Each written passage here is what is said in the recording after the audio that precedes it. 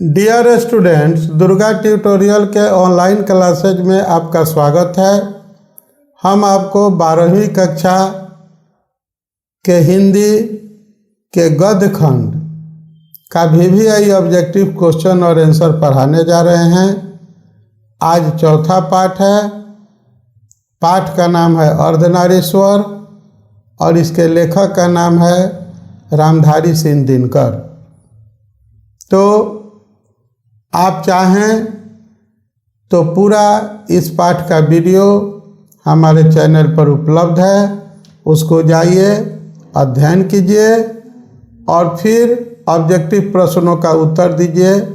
आपको बहुत आसानी होगी। आप प्लेलिस्ट में जाकर देख सकते हैं। प्लेलिस्ट में आपको सारे पाठ का वीडियो जो है अवेलेबल है। स्क्रीन पर आपको प्लेलिस्ट हमारा नज़र आ रहा है। आगे बढ़ते हैं और ये रहा आज का पहला प्रश्न। दिनकर के माता पिता का नाम बताएं। यानी कि यहाँ पर आपको दिनकर जी के माता पिता का नाम बताना है। आप लाइव चैट में क्वेश्चन नंबर और ऑप्शन लिखते जाइए ताकि आपका नाम जो है इस वीडियो के साथ हमेशा के लिए जुड़ा रहे।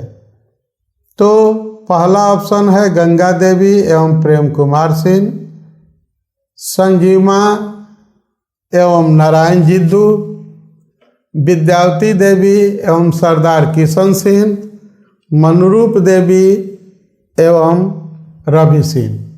सही ऑप्शन है मनरूप देवी एवं रवि सिंह। ये रहा दूसरा प्रश्न। यहाँ पर आपको दिनकर जी की पत्नी का नाम बताना है।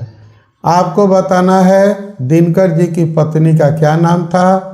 आपके लिए 4 ऑप्शंस हैं: श्यामवती देवी, प्रभावती देवी, कस्तूरबा, प्रेमावती देवी। सही आंसर श्यामवती देवी। आगे बढ़िए। किस पाठ में कहा गया है प्रत्येक पत्नी अपने पति को बहुत कुछ उसी दृष्टि से देखती है जिस दृष्टि से लता अपने वृक्ष को देखती है। यानी कि आपको ये बताना है कि किस पाठ से ये पंक्तियाँ ली गई हैं। आपके लिए 4 विकल्प हैं। पहला है अर्धनारीश्वर, दूसरा है संपूर्ण क्रांति, तीसरा है प्रगीत और समाज, चौथा है सिपाही की माँ। इस तरह के प्रश्न में आपको पाठ का नाम पकड़ना होता है और पाठ का नाम या तो सीधे पाठ का नाम लिखना होता है या उस पाठ के लेखक का नाम लिखना होता है। तो आपके लिए ये 4 विकल्प में सही विकल्प है अर्धनारीश्वर। आगे बढ़ते हैं। किस पाठ में कहा गया है कि जिस पुरुष में नारीत्व नहीं अपूर्ण है। यानी कि जिस पुरुष में नारीत्व नहीं हो वह अपूर्ण है। ये किस पाठ में ये पंक्तियाँ आई है? पूर्ण नारीश्वर। तो पूर्ण नारीश्वर तो कोई पाठ ही नहीं आपके लिए। अर्धनारीश्वर, नारीश्वर, ईश्वर। तो इसका स्पष्ट आंसर है विकल्प बी होगा। आगे बढ़िए। किस पाठ की पंक्ति है कामिनी तो अपने साथ यामिनी की शांति लाती है। ध्यान दीजिएगा, यह पंक्ति किस पाठ से ली गई है? कामिनी तो अपने साथ यामिनी की शांति लाती है, प्रगीत और समाज, सिपाही की माँ, शिक्षा, अर्धनारीश्वर। सही आंसर हम आपको बता देते हैं अर्धनारीश्वर। ये किसकी पंक्ति है? यानी कि किसने कहा है कि पुरुष जब नारी के गुण लेता है तब वह देवता बन जाता है, किंतु नारी जब नर के गुण सीखती है तब वह राक्षसी हो जाती है। ध्यान दीजिएगा, इस तथ्य का विवेचन हमने आपको जो पाठ का लेक्चर तैयार किए हैं उसमें दिए हैं विस्तृत रूप से कि कुछ लेखकों, कुछ विचारकों, कुछ कवियों की नारी के प्रति जो धारणा थी वह अच्छी नहीं थी। ये उसी श्रेणी की बात है और ये स्वयं लेखक की बात नहीं है, दूसरे लेखक की बात है। ध्यान दीजिएगा, प्रेमचंद, अगेय, दिनकर और जैनेन्द्र, यानी कि किस लेखक का निजी विचार है? प्रेमचंद का, अगेय का, दिनकर का और जैनेन्द्र का। तो ये निजी विचार है प्रेमचंद का, यानी कि प्रेमचंद ने नारियों के बारे में ऐसी बात कहा था। हालांकि प्रेमचंद एक अच्छे साहित्यकार थे, लेकिन औरतों के बारे में उन्होंने ये जो विचार व्यक्त किया, मैं व्यक्तिगत रूप से उसे सहमत नहीं हूँ कि पुरुष जब नारी के गुण लेता है तो वह देवता बन जाता है, किंतु नारी जब नर के गुण सीखती है तो वह राक्षसी बन जाती है। ये नारियों के बारे में अच्छी धारणा नहीं है। हम अपने लेक्चर वीडियो में भी इस पर अपना कमेंट दिए थे, आपको पढ़ाए थे। आगे बढ़ते हैं, यहाँ तो हम ऑब्जेक्टिव में बात कर रहे हैं। तो ये प्रेमचंद की पंक्तियाँ हैं। ये रहा आपके लिए अगला प्रश्न। किसने कहा नारी की पराधीनता तब आरंभ हुई जब मानव जाति ने कृषि का आविष्कार किया, जिसके चलते नारी घर में और पुरुष बाहर रहने लगा? 4 ऑप्शन है आपको, प्रेमचंद, दिनकर, रविन्द्रनाथ और बर्नार्ड शॉ। आपको बताना है कि ये पंक्तियाँ किसकी है। तो ये पंक्तियाँ दिनकर जी की हैं, यानी कि स्वयं जो इस पाठ के लेखक हैं उनकी पंक्तियाँ हैं। आगे बढ़ते हैं। किस रचनाकार की पंक्ति है नारी सुगंध है, नारी पुरुष की बाह पर झूलती हुई जूही की माला है? नारी सुगंध है, नारी पुरुष की बाह पर झूलती हुई जूही की माला है।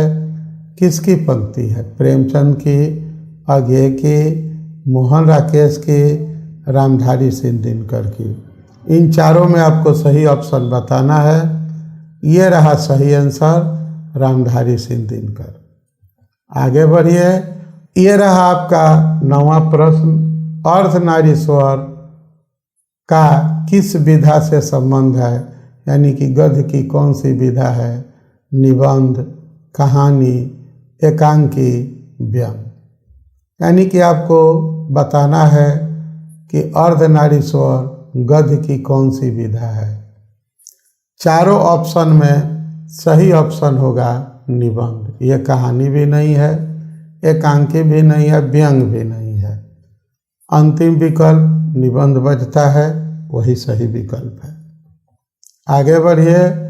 अर्धनारीश्वर शीर्षक निबंध के निबंधकार का नाम बताइए, यानी कि अर्धनारीश्वर पाठ के लेखक का नाम बताना है। यहाँ तो आपके लिए इजी है क्योंकि आप वही पाठ पढ़ रहे हैं, हम शुरू में ही बता दिए हैं। लेकिन मैं आपको सलाह दूंगा कि सारे पाठ के लेखक का नाम और कविताओं के कवियों का नाम आपको याद कर लेना चाहिए। ऐसे प्रश्नों का उत्तर आप तभी आसानी से दे पाएंगे। तो अर्धनारीश्वर के लेखक हैं रामधारी सिंह दिनकर। आगे बढ़िए। रामधारी सिंह दिनकर का जन्म कब हुआ था? 22 सितंबर 1907, 23 सितंबर 1908, 24 सितंबर 1909, 25 सितंबर 1910। ये तो कन्फर्म है कि रामधारी सिंह दिनकर का जन्म सितंबर महीने में हुआ था। साल आपको याद न भी हो तो आपको अगर तारीख सही याद है, 22 सितंबर, 23 सितंबर, 24 सितंबर, 25 सितंबर, इन चारों में कौन सी तारीख थी, तो आप इस प्रश्न का उत्तर दे सकते हैं। और यह सही आंसर ये रहा, 23 सितंबर 1908। आगे बढ़िए। अगला प्रश्न है रामधारी सिंह दिनकर का निधन कब हुआ था? 22 अप्रैल 1972, 23 अप्रैल 1973, 24 अप्रैल 1974, 25 अप्रैल 1975। सही विकल्प है 24 अप्रैल 1974। आगे बढ़िए। रामधारी सिंह दिनकर का जन्म कहाँ हुआ था, यानी कि आपको रामधारी सिंह दिनकर के जन्म स्थान का नाम बताना है। इटारसी मध्य प्रदेश, ढाका बंगाल, लमही वाराणसी, सिमरिया बेगूसराय बिहार। तो इटारसी मध्य प्रदेश के तो ये थे नहीं, बंगाल के भी नहीं थे और उत्तर प्रदेश के भी नहीं थे, तो अंतिम विकल्प बचता है बिहार, यही सही विकल्प होगा। बढ़ते हैं अगले प्रश्न की ओर।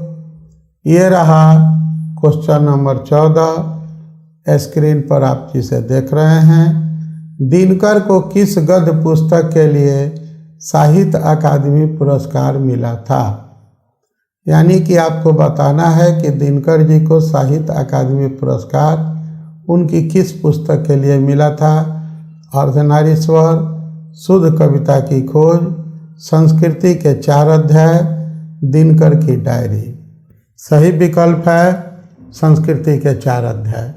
संस्कृति के 4 अध्याय के लिए दिनकर जी को साहित्य अकादमी पुरस्कार मिला था और उर्वशी महाकाव्य के लिए उनको ज्ञानपीठ पुरस्कार मिला था। आप जब मेरा पाठ पर जो लेक्चर वीडियो है उसे देखेंगे तो आप आसानी से उसे जान जाएंगे। हम आपको सलाह देंगे कि हम आपको पढ़ा रहे हैं हर पाठ का ऑब्जेक्टिव क्वेश्चन, उसके पहले आप मेरा लेक्चर वीडियो देख लीजिए, फिर शामिल होइए इस ऑब्जेक्टिव क्वेश्चन आंसर के सॉल्यूशन में, आपको बहुत आनंद आएगा। ये रहा नेक्स्ट क्वेश्चन। दिनकर को किस काव्य पुस्तक पर भारतीय ज्ञानपीठ पुरस्कार मिला। संयोगवश हम अभी उत्तर बता चुके हैं इसका। हुंकार, रश्मिरथी, कुरुक्षेत्र और उर्वशी। इसका सही आंसर होगा उर्वशी। आगे बढ़ते हैं। दिनकर को कौन सा पुरस्कार मिला था। पद्म भूषण, पद्म विभूषण, पद्मश्री और पद्म, यानी कि आपको दिनकर जी को इन चारों पुरस्कारों में कौन पुरस्कार मिला था। सही आंसर है पद्म भूषण। आगे बढ़ते हैं। दिनकर किस युग के कवि थे। द्विवेदी युग, छायावादी युग, छायावादेतर युग, भारतेंदु युग। आपको बताना है कि दिनकर जी इन चारों में से किस युग के कवि थे। इसका सही उत्तर होगा छायावादोत्तर युग। आगे बढ़ते हैं और ये रहा आज का अंतिम प्रश्न। अर्धनारीश्वर का क्या अर्थ है। आधी नारी, पूरी नारी, आधा पुरुष। अर्धनारीश्वर शंकर और पार्वती का कल्पित रूप है जिसका आधा अंग पुरुष और आधा अंग नारी का होता है। यही सही ऑप्शन होगा डी। इसी के साथ हमारा आज का लेक्चर कंप्लीट होता है।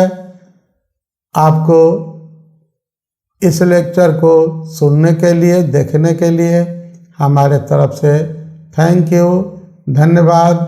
मिलते हैं फिर अगले पाठ के साथ। तब तक आप सबको पुनः एक बार थैंक यू और धन्यवाद।